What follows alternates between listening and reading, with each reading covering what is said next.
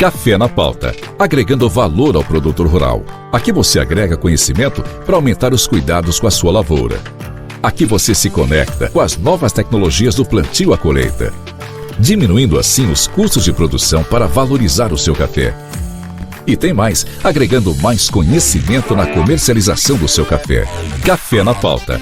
Realização: Super Rede de Rádio Minas FM, a rádio do produtor e da produtora rural. Estamos começando mais um podcast Café na Pauta. Senhoras e senhores, bem-vindos ao nosso bate-papo. É sempre muito importante contar com a sua audiência, onde quer que você esteja assistindo, ouvindo, seguindo a gente. Lembrando que temos as redes sociais, tudo aqui na telinha. Nosso contato também para dúvidas, esclarecer qualquer coisa, você fique com a gente. Tá tudo aqui. Eu tô com, mais uma vez, Leandro Costa, meu parceiro de bancada. Parceiríssimo. Estamos aí firmes e fortes. Tá tudo bem, Leandro? Tudo caminhando muito bem, com muita volatilidade. Volatilidade, né? Caminhando para uma pós-colheita. Vamos lá, vamos falar disso, né? É tempo, né, Jones? É tempo de pós-colheita e a gente quer saber por que é importante falar do pós-colheita. O pós é sempre muito delicado, porque é aquele momento em que já passou, mas é também um momento em que se prepara para outras coisas. É um momento que eu diria onde você tem uma conclusão dos trabalhos do ano, né? Você vai fazer um desfecho, um acabamento, né? O produtor veio fazendo ali os tratos culturais, conduziu bem a lavoura, com os recursos que ele tinha ou que ele tomou no mercado emprestado para fazer o que precisava ser feito. Ele colheu o café, ele, na verdade, secou o café, este momento. E este momento da secagem do café é um momento que antecede, vamos dizer assim, aquela fase que o café vai ser oferecido no mercado, vai ser vendido no mercado. Né? Você concorda comigo que é uma acabativa? Você tem um acabamento, você está dando ali acabamento a um produto que você levou um ano para produzir. É? Perfeito? Não sei. E assim, por que é importante? Por que precisa ser bem feito? Porque aquilo ali vai trazer resultado maior ou resultado menor para o produtor, né? Através da qualidade daquele café que ele oferece no mercado, ele vai conseguir um plus ou não vai conseguir nada, pelo contrário, ele vai trabalhar com deságios. Muito bem. Né? Sobre os preços. Então, preste bem atenção, amigo produtor, nesse assunto de pós-colheita, que é seríssimo. Então, nós trouxemos dois especialistas aqui, da Pós-Café, da UFLA, que é o Pedro Toledo e o Thiago Araújo. Sejam bem-vindos ao nosso bate-papo. Bem-vindos aí, Pedro e Thiago. Nome de dupla. Depois nós vamos escolher uma moda. Nós vamos escolher uma moda, ver se esse povo é bom de garganta. Tudo bem, Thiago? Tudo bem. A gente agradece bastante pela recepção de vocês e pelo convite. E tenho certeza que vai ser uma conversa bem bacana que a gente vai ter aqui hoje. Bacana, muito bom. Bom, pessoal, é um prazer estar aqui. Eu acho que esse projeto que vocês estão pondo em pauta, o Café na Pauta, é muito importante para disseminar a informação para o produtor, né?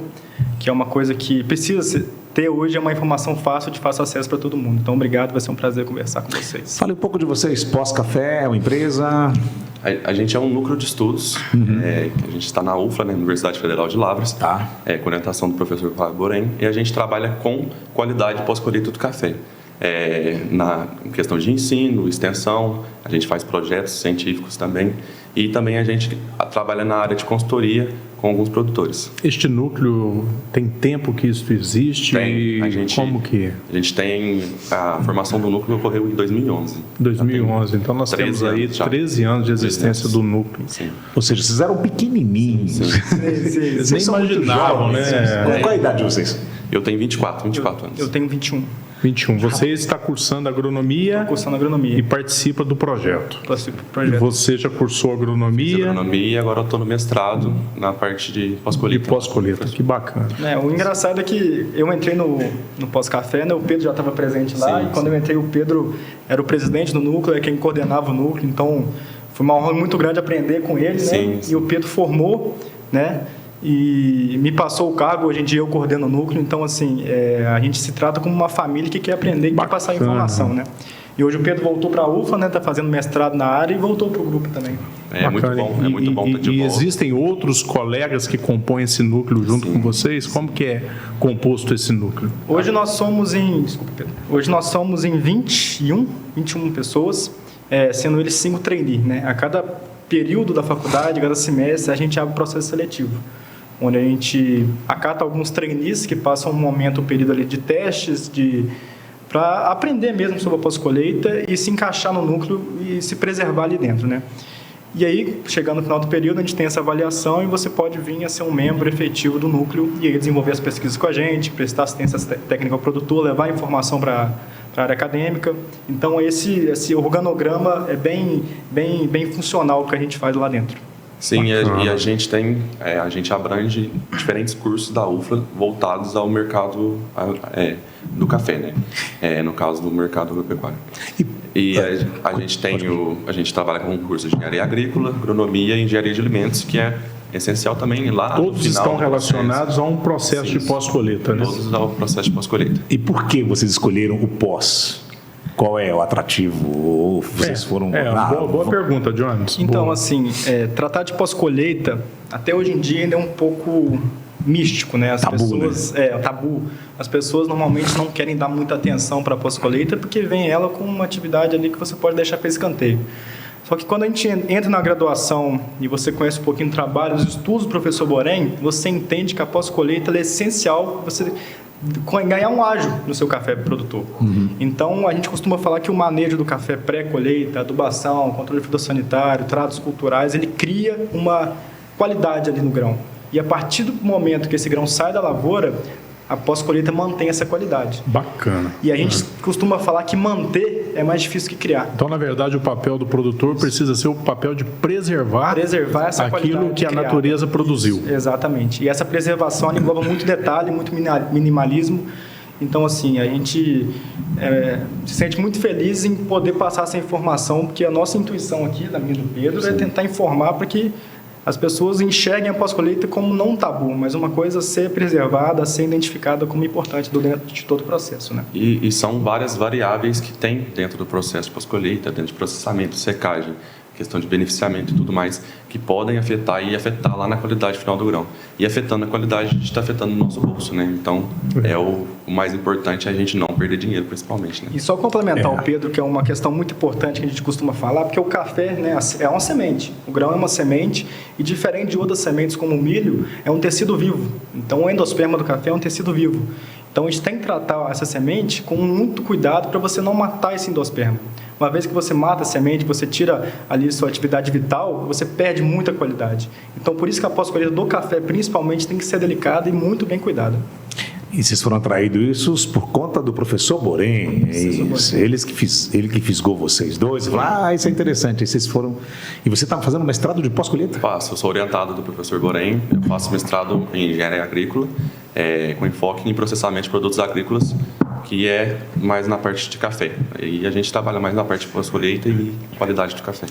E onde é que entra exatamente a pós-colheita? Onde é que ela começa? A pós-colheita, vamos definir que ela começa a partir do momento que o grão sai da lavoura. A partir do momento que ele é colhido ali. Colhido, exatamente. Muita gente acha que começa ali no processamento, mas desde que ele sai da lavoura, onde você vai armazenar, já você vai existe inclusive um processamento, né? Exatamente. Já existe um processo. Já existe um estudo ali desde o início, desde esse começo. Até mesmo antes da colheita, em questão de ponto de maturação que você vai colher e tudo mais, como que você vai colher e tudo mais, isso já faz parte da pós-colheita, todo esse processo. Tá. Na visão de vocês, o que deveria ser feito aí para que um produtor viesse a fazer um pós-colheita de qualidade? O que seriam os aspectos relacionados a este pós-colheita de qualidade? Então, eu acho que tem muitos fatores, sabe? A gente tem que ter uma visão ampla e começar de uma forma de preparar a sua lavoura, né? A gente costuma falar que a gente agregar valor, agregar qualidade ao café, a gente precisa ter consistências no processo que a gente adotar. Então, assim, muitas vezes na literatura a gente tem tudo tabelado, tudo a informação do que fazer. Mas na prática a gente sabe que não funciona assim. A gente precisa analisar o que a gente tem ao nosso redor, o que o produtor tem na propriedade e ser consistente naquilo que ele escolher. Então, assim, eu acho que um começo para você criar e manter essa qualidade do café é você identificando na sua propriedade quais são os talhões que têm maior potencial de qualidade. que é até um serviço que a gente presta, né, que é o potencial de qualidade. A gente colhe pequenas amostras, normalmente 10 litros por talhões de frutos cerejas, e faz o processamento separado de cada um, e depois leva para a xícara. E aí a gente observa qual tem o maior potencial de qualidade para a gente poder aplicar uma energia de mão de obra depois nele. Porque após colheita, a mão de obra tem que ser muito qualificada, e hoje em dia todo mundo sabe que a mão de obra rural está muito complicada, né? E a gente precisa identificar esse talhão com maior potencial para eu dar mais energia nele. Eu queimar essa mão de obra que eu tenho já é pouca, esse talhão que a gente tem mais qualidade, mais potencial de ser um café de melhor qualidade. E o que são esses processamentos que ele acabou de dizer, né? A gente faz diferentes tipos de café. A gente faz o café descascado, o café despolpado, o café cereja, né, que é o grão in natura. E a gente produz eles e vai avaliar no final qual o melhor processamento para o tipo de café do talhão específico. Porque aí a gente consegue ver o que o produtor pode fazer para agregar mais valor ainda no seu café. Com certeza, resistências vocês encontram por aí. Já teve produtor que fala, eu não quero saber disso não, meus filhinhos, voltem para casa. Sim. Já teve esse tipo de reação do produtor? E também, se já teve reação do tipo, claro, por favor, entrem, venham fazer essa pós-colheita. Porque você está partindo do princípio que tem produtor que está muito aberto às novidades do mercado, às inovações tecnológicas, novos processos de produção, né, que certamente vai dar mais trabalho. Sim. E tem produtor que quer, na verdade, resumir e falar, vamos fazer aqui um arroz com feijão bem feito. Isso. Existe exatamente o cara que existe a resistência ao pós-colheita? Sim, existe. A gente diz que é comum isso acontecer porque a pessoa foi criada daquele jeito. Tem um histórico, meu avô fazia assim, meu pai fazia assim, eu também vou fazer assim. Aí pra gente adentrar nessa fazenda com esse produtor e conseguir convencer ele a fazer coisa é um trabalho um pouco árduo e difícil. Mas a partir do momento que ele percebe que ele está ganhando um bônus, está ganhando dinheiro a partir de processos que pode ser simples, pode ser processos elaborados também, a gente pode ter, mas pode ser processos simples que vão agregar valor ao café dele, ele começa a aceitar esse conhecimento que a gente está passando e começa a adequar mais. Bacana. Ô Pedro, você comentou a respeito de agregar valor. Né? O que acontece? Nós vivemos aqui em regiões produtoras de café. A percepção que fica é que nós melhoramos muito no processo, né, de pós-colheita, visto aí os cafés que nós temos sendo oferecidos no mercado, visto o posicionamento, inclusive, que o Brasil tem no mundo, né, que o Brasil construiu nos últimos anos. Né? Então, assim, eu me lembro que quando eu comecei a coordenar concursos de qualidade, nós tínhamos lá notas cortes de 80 pontos, né? E os campeões ali ganhavam os concursos com 83, 84 pontos. Eram os campeões ali dos anos de 2010, 2011, quando o Brasil começou a despertar para isso. E o tempo passou, hoje as notas cortes de concurso, 85, 86 pontos, os campeões 90, 91 pontos. Então a gente percebe que houve de fato uma profissionalização. Né? Por outro lado, você tem também uma oferta maior destes cafés no mercado, o que diminui muito os prêmios de preço. Né? Então muitos produtores hoje eles não vão por esse lado da agregação de valor. Né? Quando você fala, vamos fazer um café aqui de qualidade para agregar valor. Né? Certamente vocês devem escutar muito essa questão. Mas hoje não se agrega tanto? Como que é esse métier e o que passa na cabeça de vocês? Qual é o entendimento que vocês têm em relação a isso? Então, a gente estava até comentando ali fora, se a gente pegar os dois principais polos da cafeicultura no Brasil, o Cerrado e aqui o sul de Minas, eles são muito diferentes. Eu acho que a cafeicultura do sul de Minas é uma cultura muito familiar, muito cultural. Né? Lá no Cerrado, por exemplo, a cafeicultura chegou lá como uma inovação, né? Então aqui você trabalha com família, trabalha com paixão, com amor. Então você tem que ter um cuidado diferente em tecnificar esse produtor, né? Mostrar para ele a importância da tecnificação. E eu acho que as pessoas hoje em dia, né, a exportação de café aumentou muito nos últimos tempos. E eu acho que conheceram os cafés brasileiros, né? A gente chama ondas de café, né? A primeira onda foi quando você usava o café só porque tinha cafeína, para ficar acordado, o tempo da Revolução Industrial. Depois ele virou mais um estilo de vida, onde você passava de carro, pegava um café e ia para o trabalho. Bacana. Hoje em dia a gente fala na quinta onda do café, que tomar café é uma experiência. As pessoas hoje elas querem sentar na boa cafeteria, quer pegar um café, quer sentir frutas, quer sentir chocolate. Então hoje a gente tem que contar uma história de como ele foi processado, como ele foi produzido, a história do produtor, da fazenda. Então hoje as pessoas elas agregam valor muito a isso, né? A experiência de tomar café. Bacana. Dentro dessa fala que você colocou, que eu acho que é uma fala muito pertinente e muito atual, que de fato nós estamos vivendo hoje o consumo do café nesse sentido, né? As pessoas buscarem uma experiência, os apaixonados de café, e nós temos aí uma legião de apaixonados por café, visto a quantidade de cafeterias, torrefações que cresceu no Brasil. Você comentou um ponto muito interessante que diz respeito a, vamos dizer, aquela decisão do produtor, né? Tá certo? Então, assim, tem produtores que terão ali todos os recursos necessários para se fazer um bom café, mas ele não tem a aptidão para fazer o especial, né? E existirão outros que terão recursos, né, e terão aptidão, e outros também que não terão todos os recursos, mas terão aptidão, né? Dentro do contexto que nós estamos conversando, o pós-colheita serviria para estes 3 tipos de produtores? Qual é a visão de vocês? A pós-colheita ela serve para qualquer um, porque a pós-colheita ela traz uma coisa que o produtor gosta, que é um ágio na sua venda, né? Ou uma conservação de valores. Conservação de valores, você não perde, né? Você tenta não perder, você preserva a qualidade. Então, assim, eu acho que a partir do momento que a gente não pode também chegar com a pós-colheita e querer implantar tudo de uma vez só.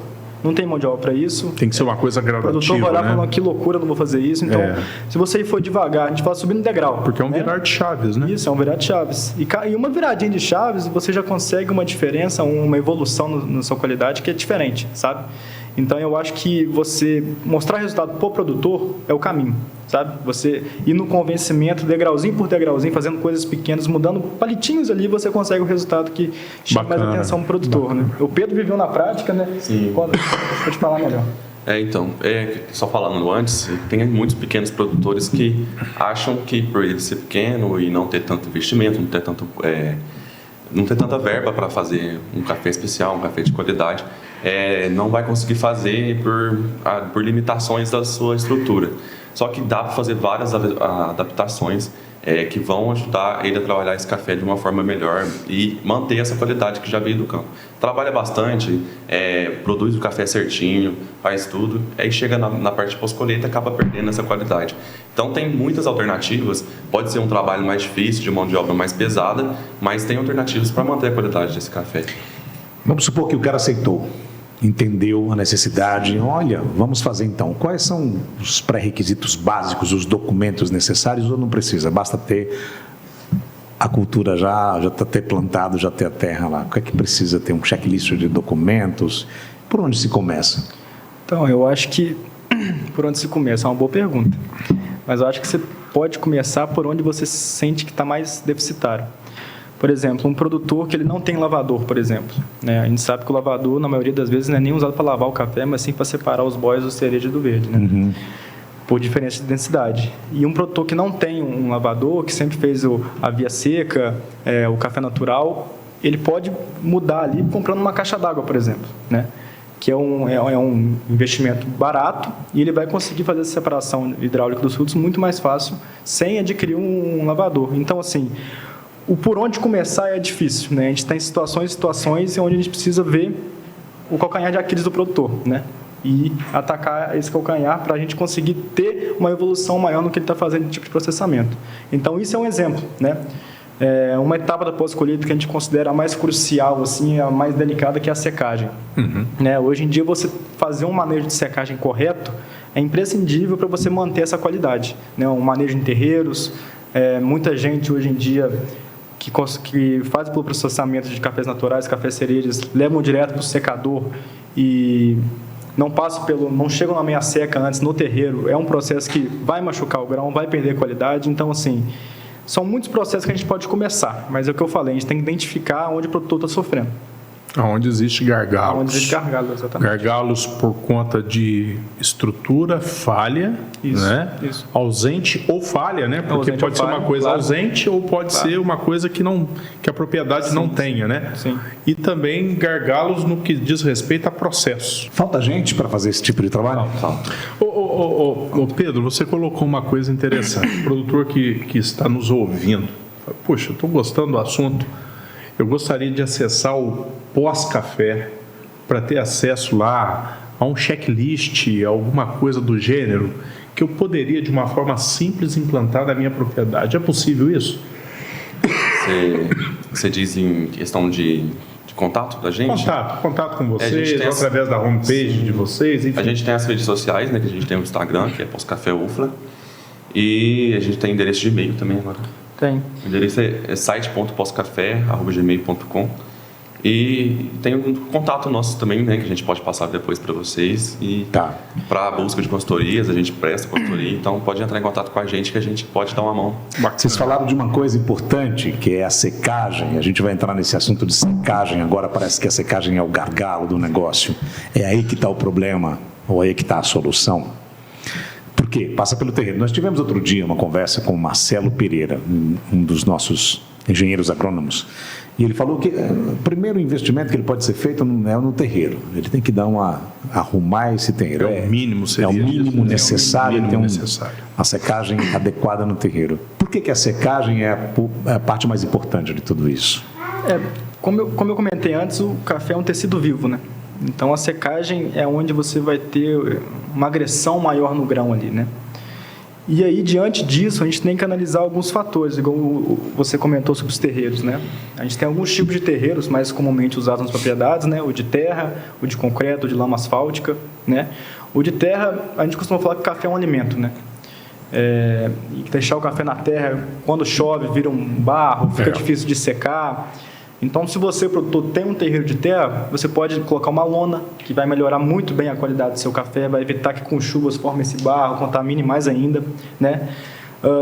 Tem um terreiro de lama asfáltica, que muita gente bate na tecla que é ruim, que não funciona. Mas é melhor do que o de terra. Mas é melhor que o de terra, né? Ele é mais fino, então ele pode rachar mais, soltar mais pedrinhas, né? Ele é mais escuro, então ele retém muito calor. E tem um terreiro de concreto, né, que hoje em dia é o mais caro, mas é o que preserva a melhor qualidade do grão, né, se bem feito. A gente também vê pessoas dando alguns golpes aí em propriedades, com um terreiro de terra que é mais uma lama do que um concreto, né. Então a gente tem que trabalhar com o que a gente tem, mas atingindo a consistência do que a gente tem. Sim, né? E tem alguns gargalos dentro disso, né, que é questão de fisiologia do grão em si na hora de secagem. A gente tem, se a gente secar o grão, por exemplo, em altas temperaturas, ele é um ser vivo ali, que tem células e tudo mais. Secando a alta temperatura, a água vai sair muito abrupta. De uma forma muito rápida, né? Muito abrupta. E essa forma muito abrupta quebra as células. E vai dar aquele café que vai ficar esbranquiçado, vai perder qualidade. Pode passar do ponto, chegar no final e quebrar muito na hora do benefício. São os famosos grãos cozidos, né? Não, grãos cozidos. E se ele secar de uma forma muito lenta, pode gerar o proliferamento de fungos, de bactérias, o que, no caso, seria uma fermentação indesejada. O que seria, dentro dessa fala sua, o que seria uma temperatura adequada aí para essa secagem? Então, no caso de secadores, secagem de secadores, a temperatura adequada é de 40 graus. 40 graus. Tanto para café em pergaminho, né? No caso, o CD, e para café em coco. 40 graus é banho-maria. Tem que ser então é um processo bem lento, né? É lento e tem que ser cuidadoso, porque é essencial na qualidade do café. A gente preza normalmente, né, um manejo que a gente adota muito e recomenda bastante na secagem. O café sai do lavador, independente do processamento que ele passou, ele ir para o terreiro direto e chegar a meia seca, que a gente fala meia seca, é 25% ali de teor de água, no terreiro, né? Uns 2, 3 dias ali no sol. E diante disso, a gente tem alguns manejos, né? Por exemplo, o café natural. A gente sempre recomenda deixar ele primeiro dia uma camada uniforme, grão a grão, e não remexer.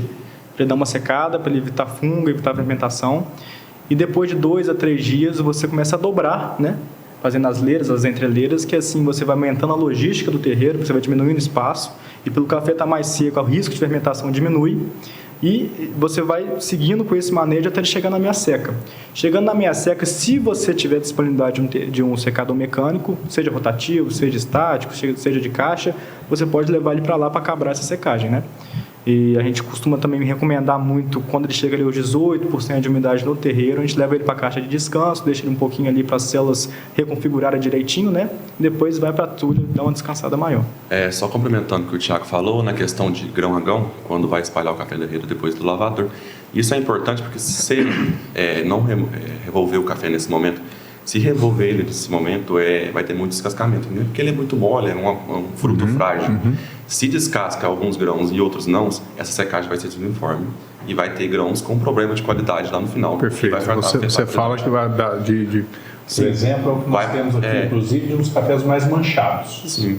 Exatamente. Seria isso. Esses cafés branquiçados, por exemplo, que seca mais que os outros, né? Porque você tirou a casca do café, você tirou uma proteção. Perfeito. A água vai sair de uma forma mais rápida, mais abrupta e diferentemente dos outros grãos. E isso é importante não fazer isso justamente por causa disso. Você deixando ali os 2 dias, né, dessa forma, esse café ele vai uniformizar, ele vai secar, e você já pode passar o rodo, o motorrodo, que ele não vai descascar, e você consegue ter uma secagem mais uniforme. Bacana. Só lembrando a um produtor que na secagem a gente gera os principais defeitos do grão, né? Com essas fermentações indesejadas, a gente gera o grão preto, o grão ardido, com um manejo inadequado também pode quebrar os cafés. Então, assim, por isso que a gente fala que é uma etapa muito crucial, né? Que além da radiação solar, além do dano mecânico causado pelo secador, ainda tem essas fermentações que causam esses defeitos e vai causar a quebra depois desse café, né?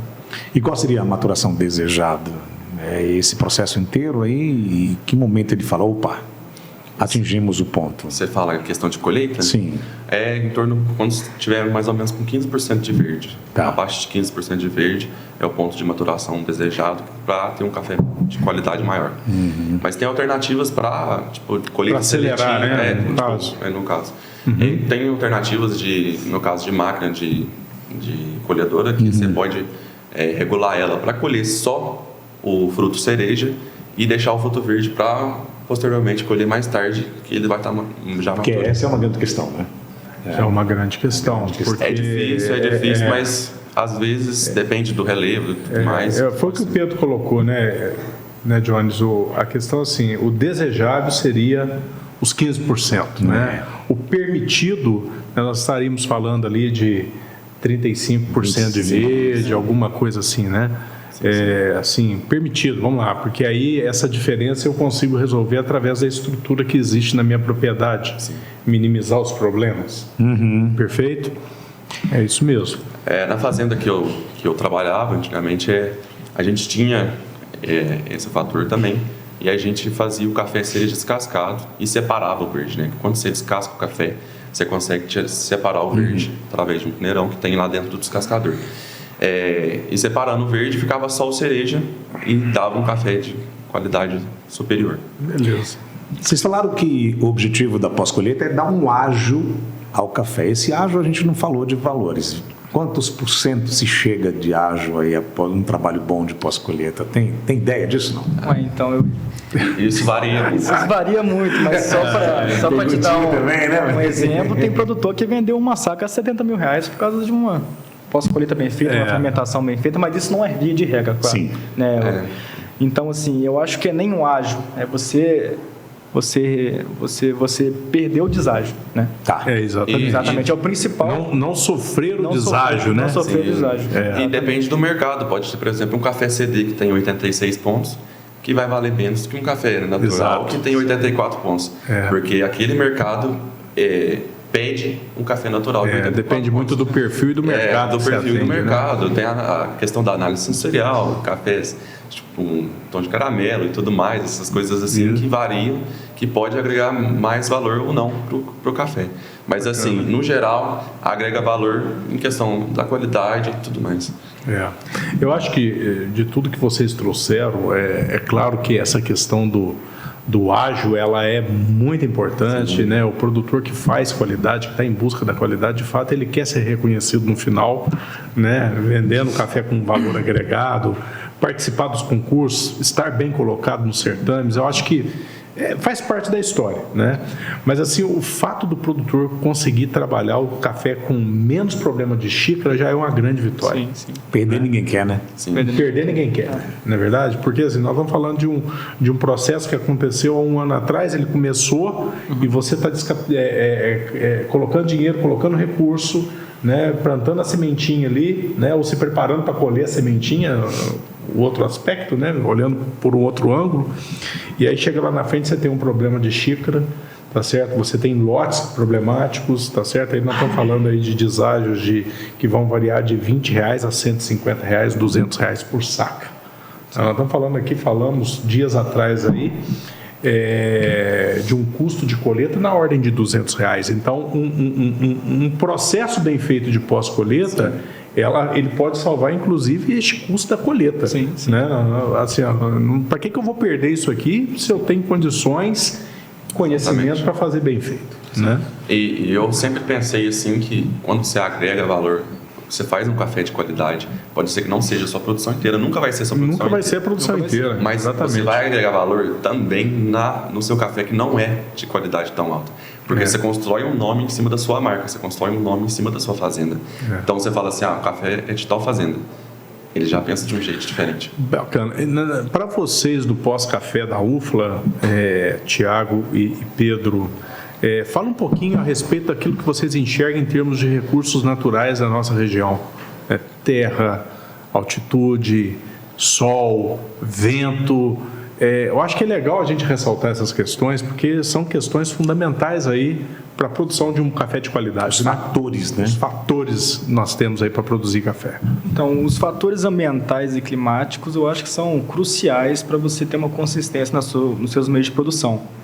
E a gente sabe que a maioria deles a gente não tem controle, né? Principalmente os climáticos. Uhum. A gente é uma indústria a céu aberto, então a gente precisa saber sofrer às vezes e saber se recuperar, né? Então, assim, a gente depende muito de radiação, depende muito de chuva. Para lavouras no sequeiro, que eu acho que no sul de Minas é a grande maioria, a gente depende muito desse volume pluviométrico durante o ano. Claro, tem as geadas que acontecem, né? Em 2021 foi a última grande geada que eu acho que prejudicou muita gente e continua prejudicando até hoje na recuperação dessas lavouras. E, assim, eu acho que, diante disso, o produtor de café, primeiramente, ele tem que ser forte, né? Todos nós que somos produtores, nós somos fortes e temos que ser resilientes. Como eu falei, a gente tem uma paixão pela cultura e a gente não desiste dela. A gente sofre uma consequência ali, a gente quer se recuperar, quer voltar mais forte. Então, assim, tem alguns meios e métodos de você sofrer menos com advências de condições climáticas erradas, mas, assim, na maioria das vezes você tem que saber sofrer e se recuperar, né? Essa é a minha visão sobre esse aspecto. A nossa região, ela, né, forma de relevo, assim, ela é muito diferente em alguns pontos do sul de Minas por completo, né? A gente sabe que regiões mais altas resultam em café de maior qualidade fisiologicamente, né? Por ter um metabolismo mais devagar, mais lento, construindo mais açúcares ali. E cafés um pouquinho em altitudes menores, eles sofrem um pouquinho com bebidas duras, bebidas riadas. Em lugares com muita umidade, como beiras de represa também tem. E aí é um ponto importante, né, você analisar a propriedade que você está trabalhando, porque se você tem uma fazenda com baixa altitude, com muita umidade, você, produtor, você precisa resolver sua pós-colheita. Claro. Porque ali você vai conseguir um diferencial grande.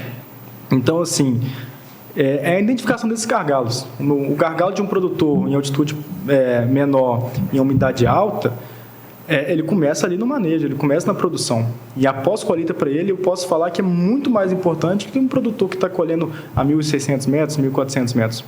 Então, assim, eu acho que é muito diversa as condições aqui no sul de Minas, tanto de relevo, tanto de umidade, tanto de temperatura. E é aquilo que eu falei, você tem que analisar o que você tem e ser consistente, trazendo qualidade. É o que o Tiago falou.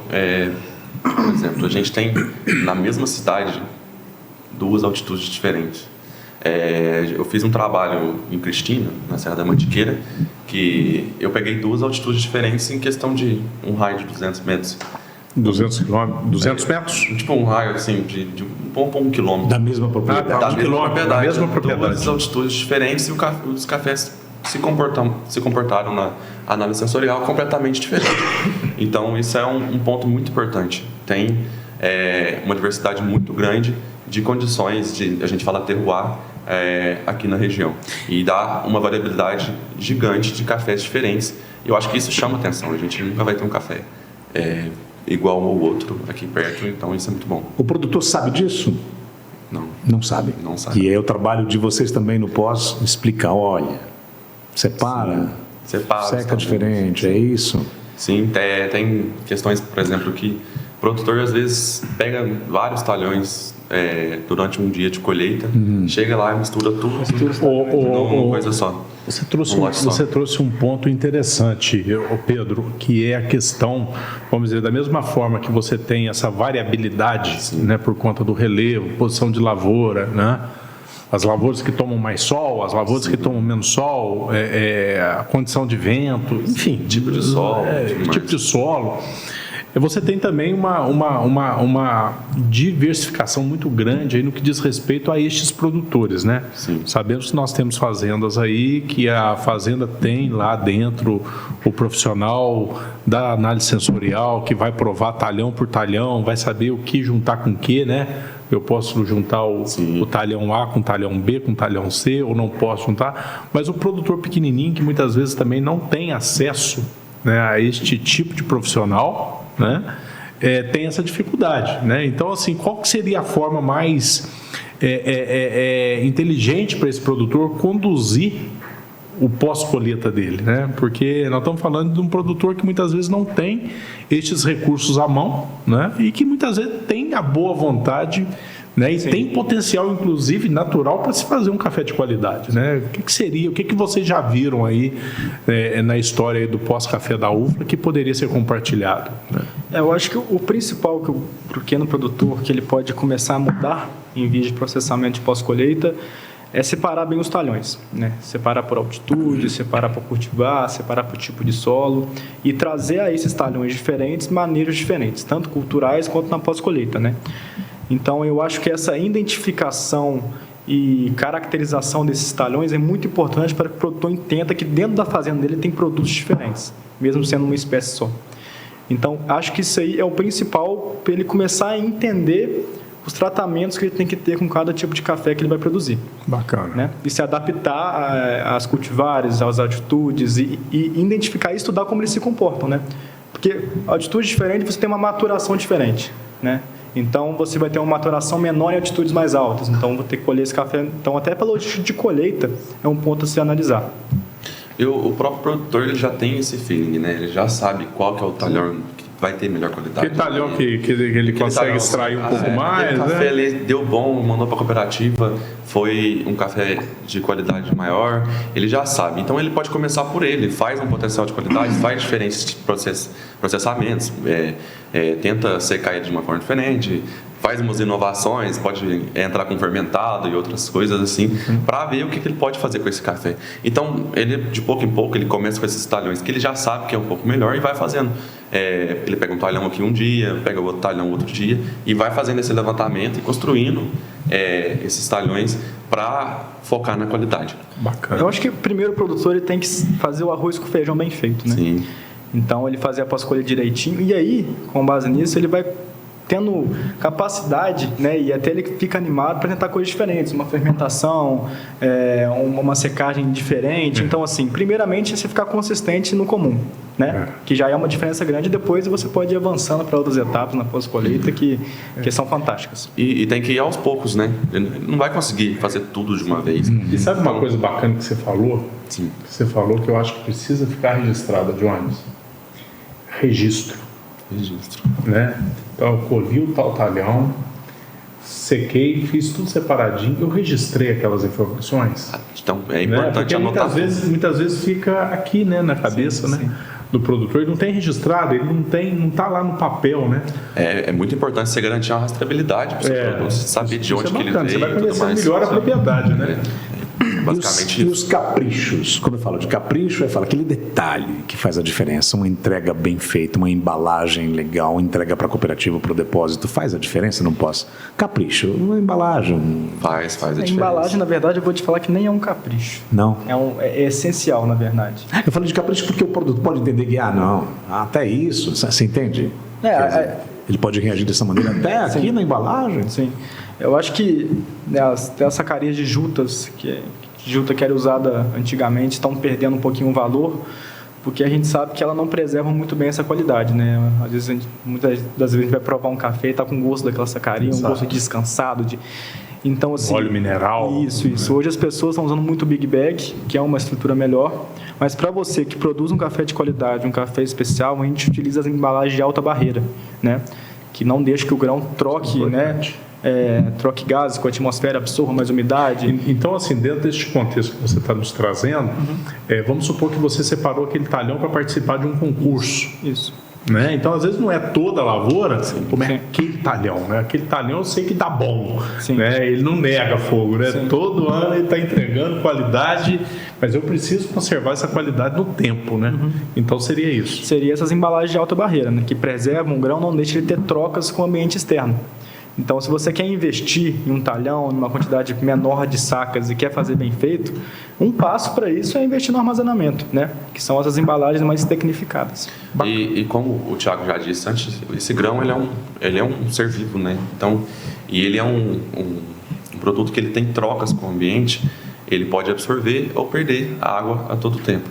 Ele vai sempre querer entrar em equilíbrio com a umidade externa. Então, ele pode absorver essa umidade e essa umidade pode trazer proliferação de micro-organismos que vai perder essa qualidade. Ele pode secar demais, aí dá problemas na torra, dá problemas em benefício, dá problemas em tudo. Então, é sempre importante embalar ele de uma forma correta, usar essas embalagens alta-barreiras justamente para isso, para preservar a qualidade do grão por mais tempo, né? Porque às vezes a gente não vende esse grão agora, vai vender ele só lá 6, 7 meses depois. E se você não conservar essa qualidade, você vai perder dinheiro lá de novo, vai perder tudo que você fez. Bacana. Tem muito produtor que, na verdade, eles gostam... um tempo atrás, não sei se ainda isso está em jogo, as pessoas estavam armazenando muito café a vácuo. E muitas das vezes é uma alternativa mais cara que a embalagem de alta barreira, só que a qualidade e a persistência que a embalagem de alta barreira traz é muito melhor que o a vácuo, né? Então, só para quebrar esse paradigma, né, que você quer investir no café de qualidade, localizou um talhão ali que você quer investir, quer pôr energia nele, a embalagem a vácuo ela não vai trazer prejuízo para o seu café, mas ela é mais cara, que é de alta barreira, e não é tão consistente assim. O próprio processo, né? O próprio processo, exatamente. É mais o processo. Fica mais caro, mais trabalhoso, mão de obra, mais operacional. Mais operacional. Né? Então, vou retirar o que eu disse aqui. Não tem nada de capricho. É necessidade. Necessidade. Um café de qualidade é essencial. Tá bom. Jones, eu acho bacana a gente fazer com eles aqui, aproveitar que não é todo dia que a gente tem essa turma da UFLA, né? É verdade. Aqui com a gente. Vamos fazer um ping-pong com eles? Ping-pong vai funcionar da seguinte forma. Nós vamos jogar um tema no ar. E é rapidinho, é sucinto, né? Joga um tema, por exemplo, já falamos aqui da maturação desejada, vamos pular isso aí. Lavador, qual que é a principal dica que você dá e uma dica sua para o lavador? Depois a gente vai para o outro, terreiro, secador. E Tem aí que ser uma palavra ou pode ser uma frase? Não, pode ser uma frase, fique à vontade. Tá. Vamos lá. Vamos lá. Lavador. Trocar água. Ele é essencial, né? O lavador é essencial, a gente tem que ter um lavador e é importante ele estar regulado. Beleza. Tulha de descanso. Respeitar os 28, 30 dias de descanso do café.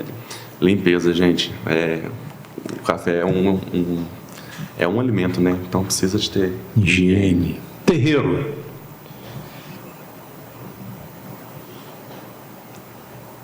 Terreiro. Nossa, tem tanta coisa. Tô pensando na melhor para falar. Evitar rachaduras, porque rachadura, além de contaminar o grão, né, você vai passando com o tempo, vai ficando preso o café ali, vai fermentando. Então, você vai contaminando os lotes que você vai colocando ali naquele terreiro. Então, eu acho que preservar o seu terreiro. Bacana. Tá. Eu acho que eu entro mesmo na mesma linha que ele, só que eu entro na parte de limpeza também, porque muita gente acha que terreiro de café pode ficar lá largado. Tem o terreiro de concreto e você vai olhar lá, tá pura terra por cima.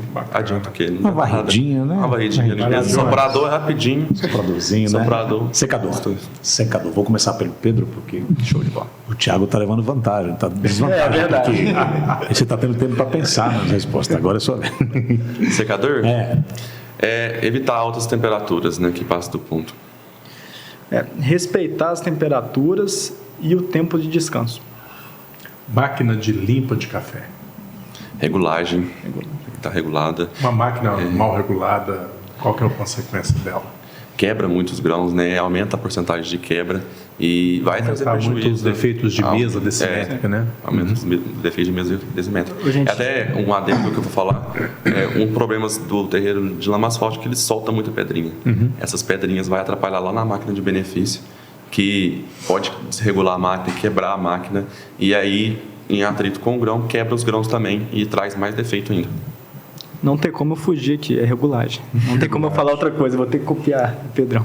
E a última você já colocou, né? Já. Que é a questão das embalagens para depósito.